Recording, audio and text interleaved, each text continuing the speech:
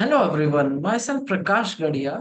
So basically पिछली video में हमने सबसे पहले VS कोड को इंस्टॉलेशन देखा था, इंस्टॉलेशन पार्ट्स और नोड जेएस का इंस्टॉलेशन पार्ट देखा था। उसके बाद हमने गिट का इंस्टॉलेशन पार्ट देखा था। तो ये सब चीजें हमें मॉन्स टाइप का प्रोजेक्ट हमें अपने VS कोड में चलाना है, तो ये सब चीजें हमने इंस्टॉल करना सीखा था। दूसरे वीडियो में हमने उसके बाद सीखा था कैसे हम इसको इंस्टॉल कर सकते हैं, कैसे हम इस कीबोर्ड शॉर्टकट यूज कर सकते हैं अपने VS कोड में।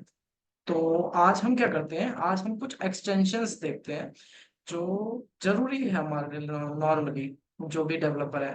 जैसे कुछ थीम्स आप लगा सकते हो, जैसे डार्क थीम जो होती है ज्यादातर डेवलपर यूज करते हैं, तो आप भी डार्क थीम यूज कर सकते हैं। तो मैं आपको कुछ थीम्स भी बताऊंगा, कुछ एक्सटेंशन बताऊंगा VS कोड की, जो हर एक डेवलपर नॉर्मली यूज करता ही है। उससे हमारा काम आसान हो जाता है। कैसे होता है वो भी मैं आपको दिखाऊंगा, कौन कौन से एक्सटेंशन है वो भी मैं आपको दिखाऊंगा। So let me share my screen first of all. So wait for a second. Yeah, I think my screen is visible to you. So मैं खोलता हूँ अपना VS कोड। सो बेसिकली ये थी हमारी शॉर्टकट कीज जो हमने पिछली वीडियो में देखी थी। अगर किसी ने वो वीडियो नहीं देखी है तो कृपया हमारी प्लेलिस्ट में जाइए, और उसकी सेकंड वीडियो ये मैं पिन कमेंट में भी कमेंट कर दूंगा। तो आप वहां पे भी चेक कर सकते हैं, और नीचे हमारे अगर चैनल में भी जाएंगे तो आप आपको VS कोड एक्सटेंशन करके मिल जाएगी। ठीक है। तो आज हम सबसे पहले देखते हैं एक्सटेंशन कुछ। तो अभी मैं आपको एक बार फ्लो बता देता हूँ कि इसका कैसे फ्लो होता है। तो ये जैसे ये मैंने आपको बताया था वो वाली वीडियो में भी, कि ये क्या होता है, हमारा साइड बार होता है। यहाँ पे हमारी सारी फाइल्स दिखती है, ये हमारी सारी फाइल्स दिख रही है मुझे। ठीक है। यहाँ पे मैं जो फाइल खोलूंगा, जैसे अभी मैंने ये फाइल खोली है, मान लीजिए मैं ये वाली फाइल खोलता हूँ, तो ये वाली फाइल यहाँ पे खुल गई। तो जो वाली फाइल खुलेगी ये मेन चीज है, इस जो राइट साइड पे है, और लेफ्ट साइड पे क्या है, साइड बार है। साइड बार में मुझे सारी फाइल्स दिखेंगी, और राइट साइड पे मेन जो भी फाइल मैं खोलना चाहूँ वो खोल सकता है। ये है सर्च करने वाला, अगर मुझे कोई चीज सर्च करनी है तो ये भी आप देखेंगे बाद में। ये जब हम गेट में पुश पुल करेंगे तब के लिए काम आता है, ये भी मैं आपको बताऊंगा। जैसे अभी ये देखिए, यहाँ पे आपको समझ में नहीं आएगा, लेकिन ये भी मैं आपको बताऊंगा, ये गेट के काम आता है कमिट वमिट पुश कर पुल करने के लिए। यहाँ से आप आसानी से पुल कर सकते हैं। ये रन और डिबग भी मैं धीरे धीरे, जैसे हम लेक्चर में आगे जाएंगे, जैसे जैसे आप समझने वाली चीजें समझेंगे उसके बाद हम यहाँ पे भी आएंगे। अभी ये है एक्सटेंशन। तो यहाँ पे सबसे पहले यहाँ पे मैंने एक एक्सटेंशन, जितनी एक्सटेंशन आपने इंस्टॉल करी होगी वो आप एक्सटेंशन देख सकते हैं। तो मैंने अभी एक एक एक्सटेंशन इंस्टॉल करी है, वो भी मैं आपको दिखा देता हूँ। सिर्फ पिको पिको एक एक्सटेंशन। अब ये क्या करती है, ये सिर्फ कलरफुल थीम बनाती है। जैसे ये यहाँ पे ये देखिए आप, जैसे बस ये है, जैसे ये दिख रहा है अलग अलग टाइप के। तो यही है पिकॉक में। जैसे क्या होता है कि थीम चेंज हो जाए। जैसे अब हम कुछ थीम और ट्राई करते हैं। थीम थीम थीम जैसे और क्या हो सकती है, कुछ थीम के अकॉर्डिंग अगर कुछ देखें हम, चलो कोई दिक्कत नहीं है, वो तो छोड़ दीजिए। थीम जैसे हमने पिकॉक इंस्टॉल कर ली, कोई दिक्कत नहीं है। अब हम क्या करते हैं, एक सबसे पहला हमारा auto close, CLOS, auto close tag. ये है हमारा ऑटो क्लोज। ये क्या करता है, पहले मैं आपको बताऊंगा कि ये क्या करता है। अगर ये नहीं होता तो हमें क्या करना पड़ता, और ये है तो इसका क्या फायदा है। देखो, ऑटो क्लोज टैग्स, नाम से ही पता चल रहा है। तो ये बोल रहा है जो भी आपके HTML टैग्स होते हैं, XML क्लोज टैग होते हैं, उनको क्लोज कर देता हूँ टैग्स को। ऑटो क्लोज टैग जैसे मैं आपको बताता हूँ यहाँ पे। मान लीजिए मैं जाता हूँ यहाँ पे, कोई भी फाइल में जाता हूँ एक, हम्म, चलो यहीं पे चले गए। मैंने खुल जैसे यहाँ पे आप जैसे मान लीजिए, आप ये अभी अभी आप ये मत सोचिए, चलो मैं कोई नहीं, एक HTML फाइल बना देता हूँ, जिससे आपको ज्यादा अच्छे से समझ में। क्योंकि अभी तक शायद मेरे हिसाब से जितने भी लोग होंगे वो सब बेसिक वाले होंगे। तो मैं क्या करता हूँ, index.html, तो हम ऐसी फाइल बनाते हैं index.html। हाँ, अब देखो मैं क्या करता हूँ, शिफ्ट के साथ अगर मैं वन के ऊपर वाला दबाता हूँ तो मैं डायरेक्टली HTML एम्बेड कर सकता हूँ। आप क्या करते हैं, HTML भी मैं आपको पढ़ाऊंगा। तो ये बेसिकली और सब सारी चीजें क्या होती हैं ये भी मैं आपको दिखाऊंगा। सॉरी। तो अभी देखिए ये क्या होगा, हमने क्या करा, दोबारा से देखिए।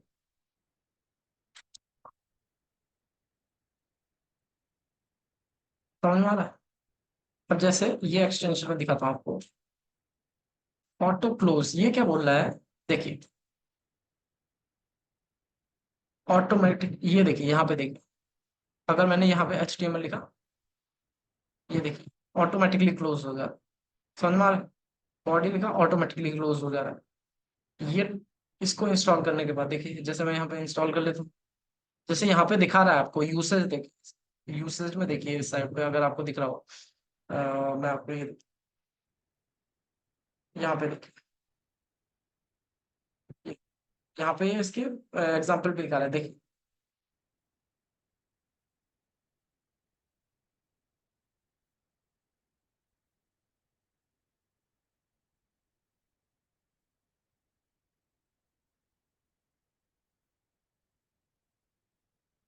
दिख रहा है आपको, तो ये आपने देख लिया। Wait for a second, hide floating share condition, where is, yeah, there is a glitch. So basically, I'll share my screen again. Sorry for that. Yeah. तो आपने देखा ऑटो क्लोज टैग, देख लिया। अब जैसे हम आते हैं अपनी स्क्रीन पे, ये मैंने ऑटो क्लोज टैग कर लिया। अब देखिए ऑटो क्लोज टैग कैसे काम करता है। मैंने H1 लिखा, जैसे ही मैं इसको क्लोज कर रहा हूँ, ऑटो क्लोज हो जा रहा है इसका। जैसे यहाँ पे मैं div लिखता हूँ, ये देखिए ऑटोमेटिकली क्लोज। इसके अंदर अगर मैं H3 लिखना चाहूँ, तो ये, ठीक है। तो ये आप समझ रहे हैं ये कैसे हो रहा है, हमारे पास क्या है, ऑटो क्लोज टैग है, ठीक है। समझ गए auto close tag. Auto close tag के बाद हम ऑटो कंप्लीट टैग भी कर सकते हैं, ऑटो कंप्लीट टैग के अंदर ये भी होता है, ठीक है। ऑटो क्लोज टैग हो गया। ऑटो रीनेम टैग, एक होता है ऑटो रीनेम टैग या रीनेम टैग, हाँ, या। तो अभी हम देखते हैं, अगर ये नहीं होता तो तब मैं दिखाता हूँ आपको पहले ऑटो रीनेम टैग क्या करता है। जैसे मान लीजिए मुझे अब ये डिव है, मुझे इसको स्पैन करना है, तो मैं क्या करूँगा, SPAN, मैंने ये चेंज करा। इसके बाद मुझे इसका नीचे वाला भी चेंज करना पड़ेगा, इसको SPAN। तो मान लीजिए आपके पास 1000 लाइन ऑफ कोड है, आपको एक डिव चेंज करना है, वो डिव को चेंज करना है, आपको कुछ और देना उसको, तो आपको ऊपर भी देना पड़ेगा, ओपनिंग में भी देना पड़ेगा, उसको क्लोज में भी चेंज करना पड़ेगा, दोनों में। अभी तो ये आसान है क्योंकि आपने यहाँ पे भी करा और सेम चीज यहाँ पे भी कर ली। मान लीजिए आपका कोड बहुत बड़ा है, 1000 लाइन का कोड है, तो आप स्टार्टिंग में आपको देखना पड़ेगा कि वो क्लोज कहाँ हो रहा है, फिर उसको चेंज करना पड़ेगा। इसके लिए हम क्या यूज करते हैं, ऑटो रीनेम टैग। जैसे ये क्या करता है, जैसे मैं आपको बता, जैसे ये इंस्टॉल हो गया, कैसे इंस्टॉल करना है ये भी आप देख लिया। अ, जैसे अब देखिए, अब ये मुझे स्पेन को वापस सेव करना है, तो मैं क्या करूंगा, DIV, ये मैंने सिर्फ ऊपर वाले के ऊपर आ, ये ऑटोमेटिकली नीचे वाला खुद चेंज हो गया है। तो ये क्या होता है, ऑटो रीनेम टैग मीन्स जब आप ऊपर वाला चेंज कर रहे हैं तो नीचे वाला चेंज हो गया, नीचे वाला चेंज करेंगे तो ऊपर वाला भी चेंज हो जाएगा, ठीक है। ये आप समझ गए ऑटो रीनेम टैग। हमने देख लिया auto close tag, auto rename tag. अब नया एक्सटेंशन देखते हैं हम रिएक्ट के लिए, ठीक है। अभी मैं आज एक्सटेंशन बता देता हूँ, आप अभी बेसिकली समझिए कि रिएक्ट के लिए हमारा क्या एक्सटेंशन है। रिएक्ट के लिए हमारा है एक ES6,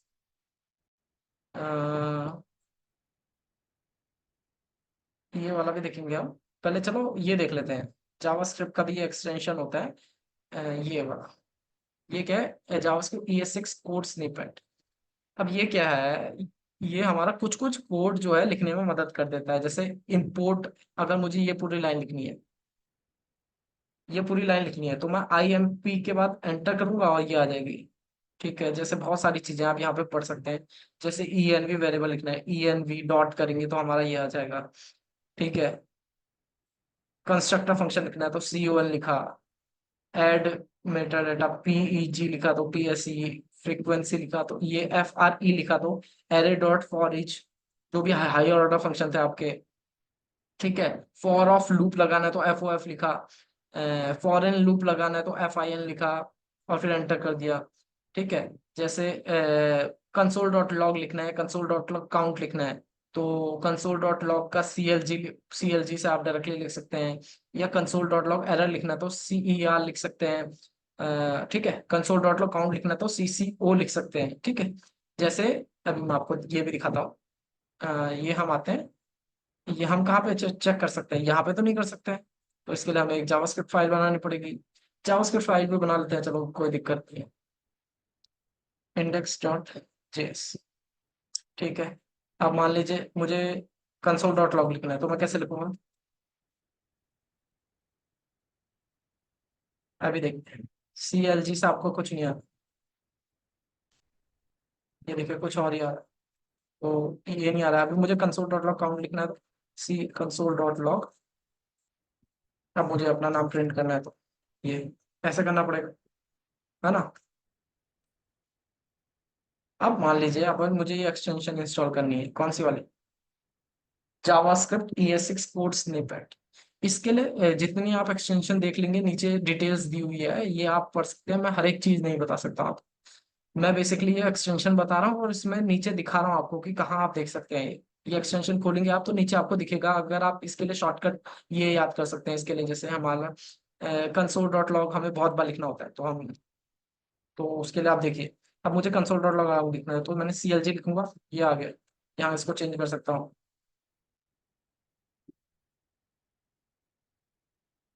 देखिए कितना आसान है ना। अगर मुझे कंसोल डॉट लॉग काउंट लिखना है, CCO console dot log count, देखिए है ना आसान। तो कुछ कुछ शॉर्टकट्स हैं, जैसे अभी हम कुछ वो वाले भी दिखा देते हैं आप। फॉर ईच वाले, एफ आर ई।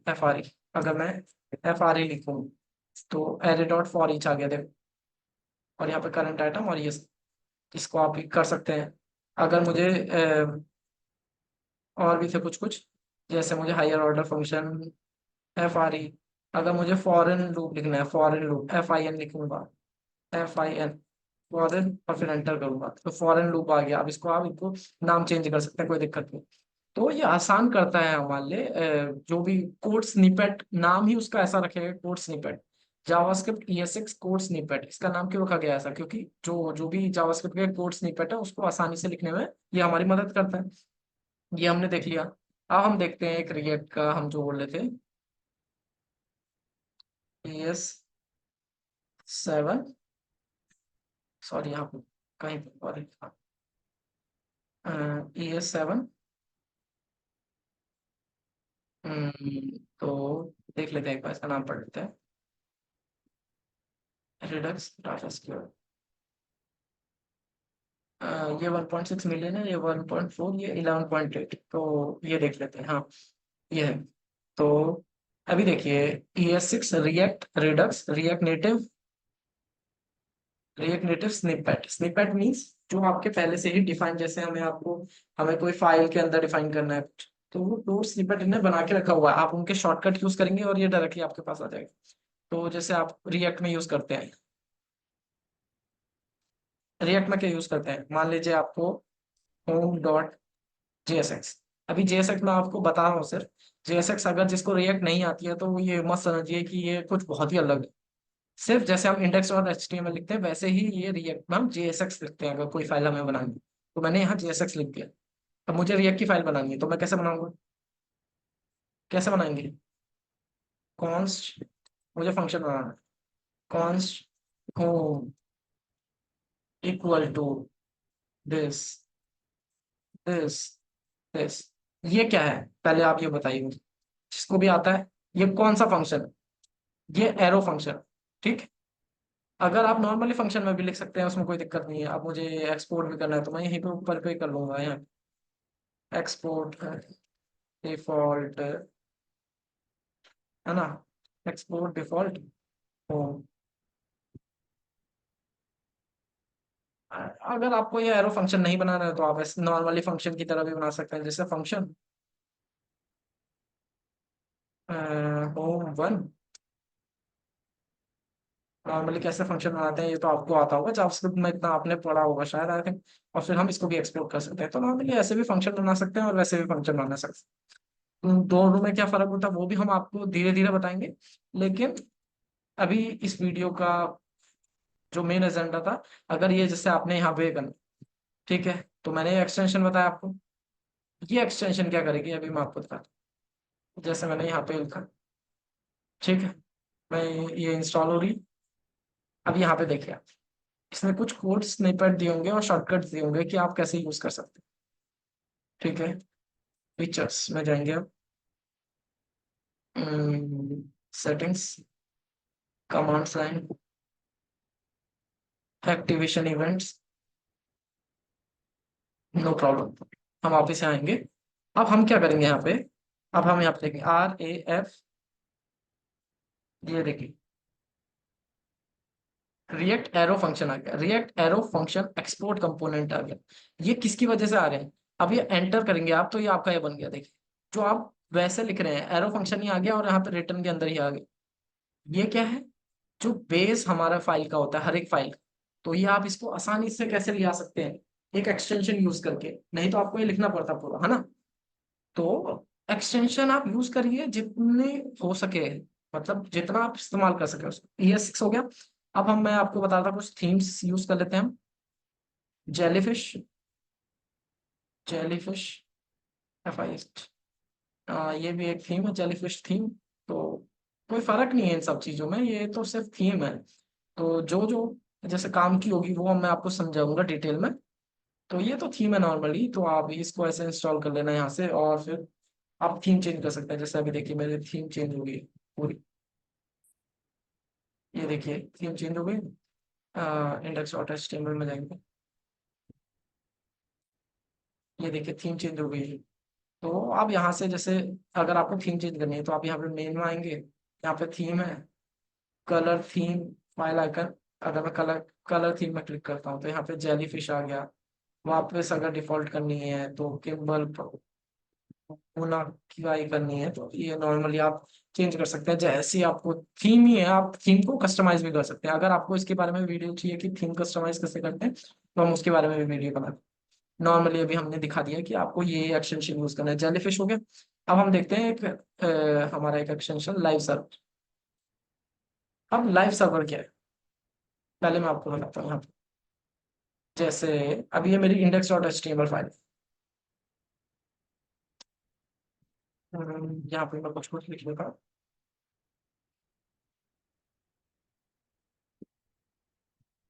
अब देखिए जैसे index.html, अगर ये मुझे फाइल खोलनी है, मतलब अब मुझे अपने ब्राउजर में HTML, अगर मैं HTML CSS जावास्क्रिप्ट में काम कर रहा हूँ और मुझे ये फाइल खोलनी है, तो मैं कैसे खोलूँ, इसको क्लिक करूंगा, कॉपी पाथ कर सकते हैं, या कॉपी पाथ करेंगे, एक बार ट्राई कर लेते हैं, कॉपी पाथ करेंगे।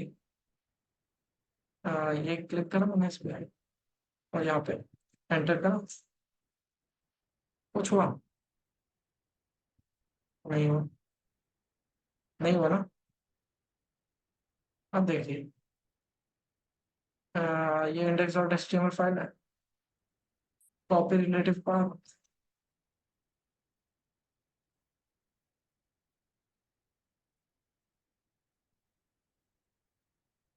ये हो गया, ये नहीं खुल रही है ना। अब मैं दिखाता हूँ आपको कि कैसे ये फाइल को हम HTML फाइल्स को खोल सकते हैं। इसके लिए होता है लाइव सर्वर। देखिए 49.9 मिलियंस इसके इंस्टॉल है, यहाँ पे लिखा रहता है ये।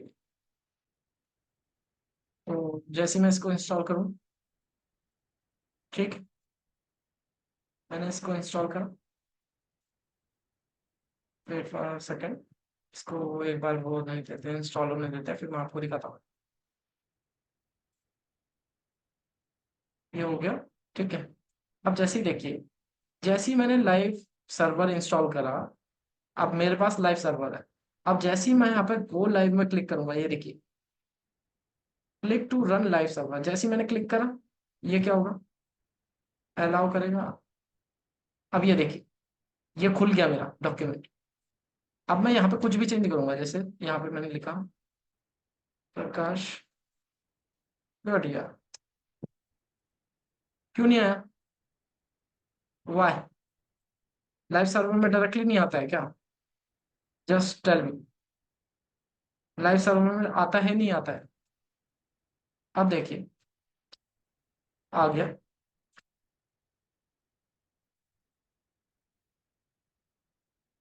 अब नहीं आया। क्यों? क्योंकि मैं बार बार यहाँ पे फाइल सेव कर रहा हूँ। अब मैंने फाइल सेव करी, अब मैं उधर गया और यहाँ पे फाइल सेव होगी। इसके लिए मैं आपको एक और इम्पोर्टेंट चीज बताता हूँ। पहले तो ये हो गया, आप ये समझ गए, ये वाला एक्सटेंशन कौन सा, लाइव सर्वर। लाइव सर्वर के साथ मैं आपको एक और इम्पोर्टेंट चीज बताता हूँ, जो एक एक्सटेंशन नहीं है लेकिन बहुत इंपॉर्टेंट है। जब भी आप यूज अपना कोड करेंगे, जैसे कभी कभी क्या होता है कि हम अपना कोड कर रहे हैं और मैं चेंज करा कोड में और मैं जा रहा हूँ अपने चेंज चेक कर रहा हूँ सर्वर पे या कहीं पे भी, मेरी वो चीज डायरेक्टली रिफ्लेक्ट नहीं होती है जब तक मैं सेव नहीं कर रहा। तो बार बार मुझे सेव करना पड़ रहा है कि मैं कुछ चेंज करा, सेव करा, कंट्रोल एस सेव करा, और फिर मैं वापस ब्राउजर में गया। तो यहीं पे मैं क्या करता हूँ, एक ऑटो सेव हमारी सेटिंग्स में होता है, ऑटो सेव। उसको मैं चेंज करूंगा और आप देखिए कि कैसे फिर बार बार मुझे सेव करने की जरूरत नहीं है। जैसे अब मैं आया, यहाँ पे सेटिंग में क्लिक करा मैंने, जो सेटिंग का सिंबल है, ठीक है, यहाँ पे सेटिंग लिखा हुआ है, इस पर क्लिक करा। ठीक है, यहाँ पे मैं मुझे क्या करना है, ऑटो सेव। तो मैं यहाँ पे सर्च करूंगा ऑटो सेव, ये आ गया, देखिए auto save, control auto save on an editor, auto, SAVE, auto save, ये है of. Auto save of, auto save नहीं होगा। मैं बोलता हूँ कि हाँ ऑटो सेव होना चाहिए, सेव डिले। तो मैं क्या करता हूँ, कुछ डिले के बाद ऑटो सेव ऑटोमेटिकली कर लेता हूँ, आफ्टर डिले कुछ सेकंड के बाद। और यहाँ पे मैं 1000 मिली सेकंड, 1000 मिली सेकंड काफी है। 1 सेकंड के बाद या देख लेते हैं, इतना करके देख लेते हैं। अब मैं वापस जाऊंगा अपने उस पे, तो ये ऑटोमेटिकली सेव हो गया सेटिंग में। ठीक है, चेक करते हैं। मैं यहाँ पे गया, अच्छी हेलो हेलो करा, और ये देखिए डायरेक्टली आ गया। मेरे को सेव करने की जरूरत, मैं सेव नहीं कर रहा हूँ, ये देखिए। अगर मैं यहाँ पे ये लगा और सीधे यहाँ पे आ रहा हूँ, देख कितनी जल्दी सेव हो जा रहा है मेरा ऑटोमेटिकली, मुझे बार बार कंट्रोल एस नहीं करना पड़ रहा है। तो आप ऑटो सेव कैसे कर सकते हैं, मैंने आपको दोबारा मैं आपको बता देता हूँ कि मैंने सेटिंग में क्लिक करा, फिर यहाँ से ये वाली सेटिंग में क्लिक करा जहाँ सेटिंग लिखा हुआ है, ऊपर सर्च करूंगा ऑटो, SAVE, ऑटो सेव। यहाँ पे था ऑफ पहले से, तो मैं इसको करूंगा आफ्टर डिले। यहाँ पे इसको 100 मिली सेकंड कर दूंगा, या कितना भी, 100 मिली सेकंड काफी होता है, आप इससे ज्यादा जल्दी नहीं कर सकते। तो 100 मिली सेकंड कर दिया और बस ये हो गया सेव। तो आपने ये वाला एक्सटेंशन पढ़ लिया। ऑटो सेव एक्सटेंशन नहीं है, ऑटो सेव हमारी VS कोड की जनरल प्रॉपर्टीज है, तो उसको आप चेंज कर सकते हैं, ऑटो सेव में कर दिया। अभी हमने देखा था नॉर्मली ये वाला लाइव सब। अब मैं एक और चीज आपको बता देता हूँ, मेनली आप आगे काम आएगा ये आपके, अभी मैं आपको नहीं बता सकता हूँ। मतलब इंस्टॉल करवा देता हूँ, लेकिन काम क्या आएगा वो मैं आपको बाद में बताऊंगा। जैसे टेलविंड का है एक, टेलविंड, टेलविंड क्या है, टेलविंड CSS इंटेलिजेंस। ये क्या है, देखिए इसके भी 6 मिलियन, 6.5 मिलियन व्यूअर है। तो ये क्या है, जैसे यहाँ पे दिखा रहा है, देखिए ये इंटेलिजेंस है टेलविंड का। ठीक है, इसका इंटेलिजेंस है टेलविंड का। जब टेलविंड की यूज होती है, मान लीजिए आपको पूरी CSS नहीं लिखनी है, तो आप टेलविंड इंस्टॉल करते हैं, और टेलविंड के क्या फीचर्स होते हैं वो भी हम बाद में धीरे धीरे हम अपने कोड में जाएंगे और धीरे धीरे रिएक्ट और ये सब पढ़ेंगे। तो हम देखेंगे कि टेलविंड के क्या यूजेस होते हैं, टेलविंड CSS क्या काम आती है। तो नॉर्मली मैं आपको बता देता हूँ कि टेलविंड में, टेलविंड जब हम लिख रहे हैं तो हमारे लिए मदद करता है ये टेलविंड CSS इंटेलिजेंस। ठीक है, तो ये भी इंपॉर्टेंट है। तो टेलविंड वाला भी मैंने कर दिया। अब मेरा बचा है थंडर क्लाइंट। ठीक है, HUND थंडर मैंने कॉपी में लिखा है ताकि मैं कोई भी मिस ना करूं, ताकि आपको हर एक चीज इंस्टॉल करवा के जाऊं, सारे एक्सटेंशन जो भी इंपॉर्टेंट एक्सटेंशन है। तो थंडर क्लाइंट जो है ये इंस्टॉल कर लेते हैं। थंडर क्लाइंट क्या काम आता है ये भी मैं आपको बता देता हूँ। जैसे मान लीजिए आपका एक फ्रंट एंड है, एक बैक एंड। ठीक है, फ्रंट एंड से एक रिक्वेस्ट मानिए बैक एंड को। ओके, फ्रंट एंड से एक रिक्वेस्ट मानिए बैक एंड को। नॉर्मली मैंने बैकएंड में हमारी क्या होंगी, अलग अलग एपीआईज बनी होंगी। फ्रंट एंड में मेरी यूआई है, और बाकी जो एपीआईज कॉल हैं, जो बैकएंड को एपीआई कॉल कर रहा हूँ वो भी मैं फ्रंट एंड से कर रहा हूँ ना। तो अब मान लीजिए मुझे कोई एक एपीआई चेक करनी है, बैकएंड, मैं बैकएंड इंजीनियर हूँ, मुझे कोई एपीआई चेक करनी है, तो मैं क्या बार बार फ्रंट एंड को दूंगा? हाँ भाई, चेक कर दे इसको, सही है या नहीं है, कोई गलती है तो भाई मुझे बता दे। नहीं ना, ऐसा नहीं करूंगा ना, क्योंकि उससे क्या होगा, फ्रंट एंड इंजीनियर का भी टाइम वेस्ट होगा। तो उसके लिए क्या होता है कि नॉर्मली पोस्टमैन यूज करा जाता है। पोस्टमैन क्या करता है, पोस्टमैन एपीआई टेस्ट करने के लिए आपका काम आता है, वही सेम चीज थंडर क्लाइंट करता है। तो आपको वीएस कोड से ही बाहर जाने की जरूरत नहीं। जैसे मैं इसको अगर खोलूँ थंडर क्लाइंट को, जैसे अभी मैंने इंस्टॉल कर लिया यहाँ पे थंडर क्लाइंट, ठीक है, ये आ गया इसका राइट साइड पे सिंपल, देखो थंडर क्लाइंट का। जो इसको खोलूं मैं तो यहाँ पे आपको दिखा देगा ये अलग अलग। जैसे मैं न्यू रिक्वेस्ट पे क्लिक करूँ तो ये यहाँ पे आप देखो, ये रिक्वेस्ट चेंज कर सकते हैं आप, ये रिक्वेस्ट, और उसके बाद जैसे ही आप सेंड पे क्लिक करेंगे तो ये आपको वो दे देगा। ठीक है, समझ गए? आप जैसे ही इस पे रिक्वेस्ट करेंगे तो ये जो भी रिक्वेस्ट का रिस्पॉन्स होगा वो आपको दे देगा यहाँ पे। ठीक है, तो ठंडा क्लाइंट आप सीख गए। अब एक और चीज मैं आपको दिखा देता हूँ यहाँ पे। नॉर्मली ये तो सिर्फ स्टाइल के लिए है। जैसे यहाँ पे आपको अगर आइकन अच्छे नहीं दिख रहे हैं तो हमारा एक एक्सटेंशन आता है, वीएस कोड आइकन्स। ठीक है, जैसे यहाँ पे अगर आप ये इंस्टॉल करेंगे तो आपको ये आइकन थोड़े पहले से अच्छे देखना। ये देखिए, हो गए ना थोड़े से अच्छे। जैसे जावास्क्रिप्ट में ये हो गया, एचटीएमएल में ये हो गया, सीएसएस में भी अलग हो गई। तो वीएस कोड एक्सटेंशंस कर लिए। आप क्या बचा है? हाँ ठीक है, एक और चीज बची है अभी हमारी यहाँ पे। मैं यहाँ पे आता हूँ, एक्सटेंशन में आता हूँ, सॉरी। ये है हमारा कंसोल निंजा,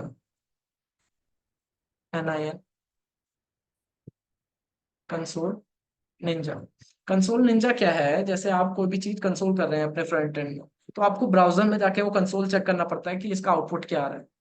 कंसोल निंजा क्या मदद कर देता है आपकी, कि वहीं पे नॉर्मली जैसे आपने ब्राउजर में कुछ भी चेंज करा तो आपके कोड के बगल में ही उसका आउटपुट दे देगा कि हाँ इसका आउटपुट क्या है।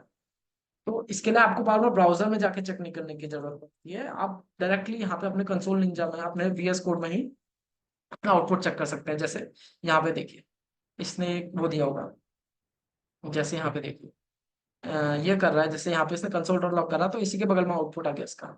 जैसे यहाँ पे देखिए, ठीक है, समझ में आ रही है आपको? तो कंसोल निंजा हो गया। कंसोल निंजा के बाद एक हमारा एसवीजी, भी एसवीजी को भी चेक करने के लिए आता है। कंसोल निंजा मैंने कर दिया। अब हमारा एक आता है एसवीजी, क्या है, प्रीव्यू।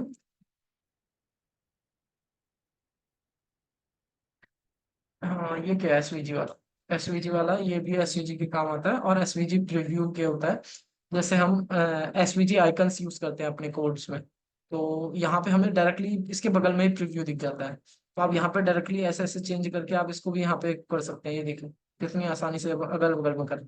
तो एसवीजी प्रीव्यू भी हम इंस्टॉल कर लेते हैं, ताकि हमारे जब हम एसवीजी आइकन्स यूज करें तो उसको चेंज करने में हमारे लिए बहुत आसानी हो, बार बार मुझे ब्राउजर में जाके उसका वो चेक ना करना पड़े। ठीक है, तो ये आप समझ गए एसवीजी आइकन्स। तो इतने इतने एक्सटेंशन आपके लिए काफी हैं। अगर कोई भी एक्सटेंशन और हमें कुछ जोड़ना होगा तो वो हम नेक्स्ट वीडियो में आपको बताएंगे। जब हम कोड कर रहे होंगे तो साथ साथ आपको बताएंगे। और आपको और क्या चाहिए हमसे, वो आप हमें कृपया बताइए। जो आपको पढ़ना है, जो आप चाहते हैं, या कोई चीज समझ में नहीं आ रही वो भी आप हमें बताइए। हम कोशिश करेंगे कि उसको और अच्छे से करें और सुधारे इसको। So thank you everyone for listening to me as always. God bless you all.